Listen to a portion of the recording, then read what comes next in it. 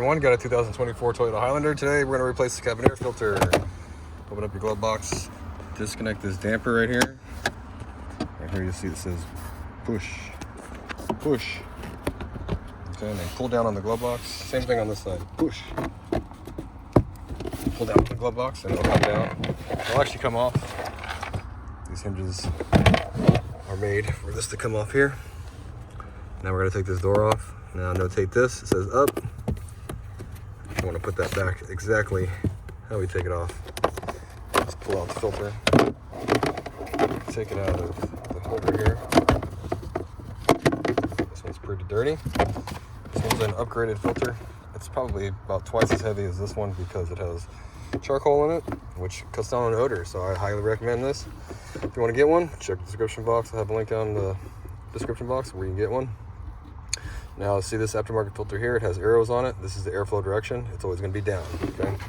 So we're going to stick this back in the holder. Push it in like that.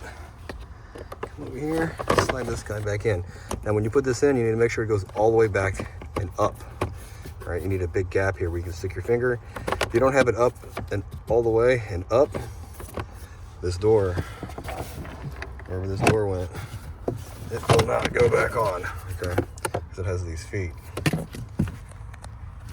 So come over here. The left side goes in first. And then we just snap this guy on, okay? Like that. Get our glove box. Line up the hinges.